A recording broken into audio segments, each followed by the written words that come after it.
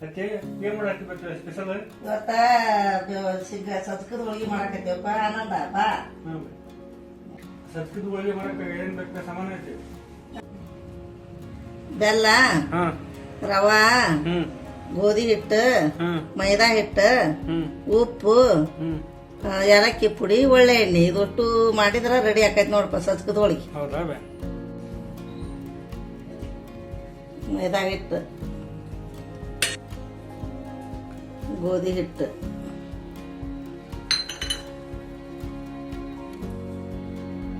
ಉಪ್ಪು,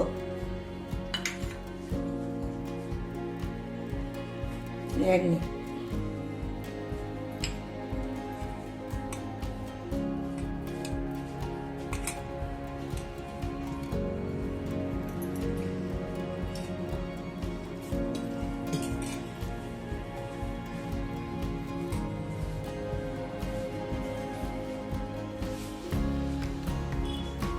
ಎಲ್ಲ ಒಂದು ಅದಕ್ಕೆ ಬರೋಂಗೆ ನಾದ್ಕೋಬೇಕು. ಇದನ್ನ ಮೈದಾ ಹಿಟ್ಟು, ಗೋಧಿ ಹಿಟ್ಟು, ಉಪ್ಪು, ಒಳ್ಳೆ ಎಣ್ಣೆ ಎಲ್ಲ ಕೂಡಿಸಿ ಒಂದು ಸ್ವಲ್ಪ ಮಿದುವಾಗಿ ಹಾಕುವಂಗೆ ನಾದಿಟ್ಕೋಬೇಕು.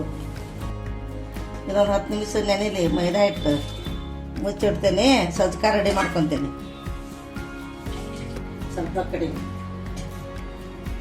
2 ಬಾಟ್ಲ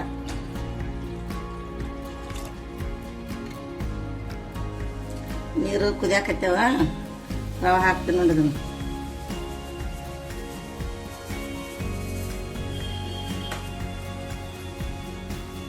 ಸ್ವಲ್ಪ ಹಿಂಗೆ ಮೆಲ್ಲಕ್ಕೆ ತಿರ್ಕೋಬೇಕು. ಇದನ್ನು ಸ್ವಲ್ಪ ಆಳಿದಂಗೆ ಆದ್ಬಿಟ್ಟನ ಇದಕ್ಕೆ ಬೆಲ್ಲ ಹಾಕ್ಬೇಕು. ಏಲಕ್ಕಿ ಪುಡಿ, ಬೆಲ್ಲ,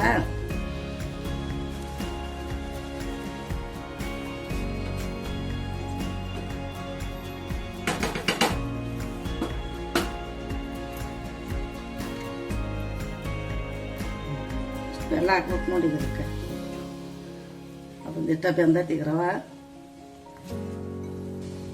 ಏಲಕ್ಕಿ ಪುಡಿ,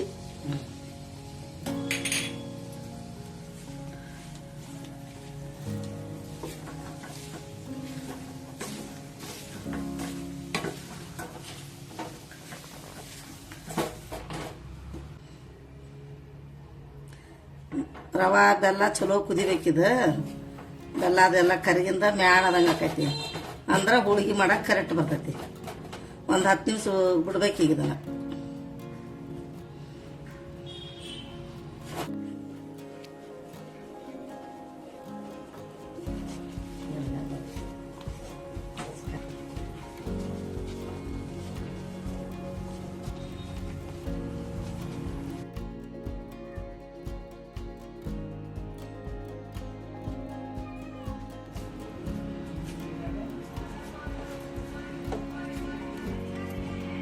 ಇಷ್ಟ ಹದ ಬರ್ಬೇಕು ನೋಡಿ ಸಜ್ಕ. ಈಗ ಕರೆಕ್ಟ್ ಆಗ್ತಿದ್ದು.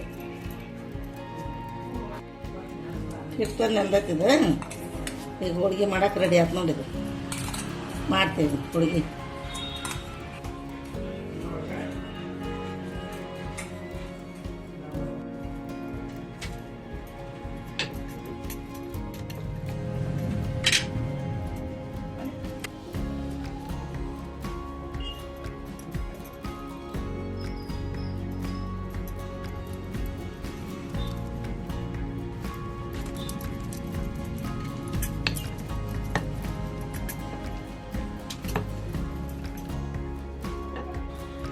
ಈಗ ಎಣ್ಣೆ ಸ್ವಲ್ಪ ಸಿಂಬಡಿಸಿ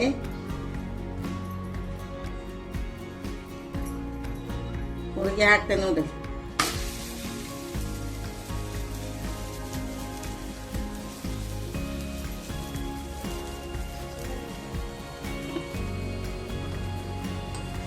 ಬೇದಕ್ಕೆ ಕೆಳಗೆ ಅಳಿಸಿ ಹಾಕ್ಬೇಕು.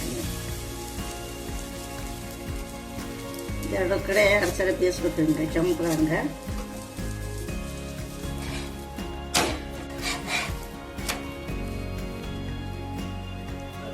ಇದು ಬೆಂದೈತಿ. ಗ್ಯಾಸ್ ಬಂದ್ ಮಾಡಿ ತೆಗಿತೀನಿ ನೋಡಿದ್ರು. ಆನಂದ ಸಜ್ಕದ ಹೋಳಿಗೆ ತಿನ್ ಬಾ.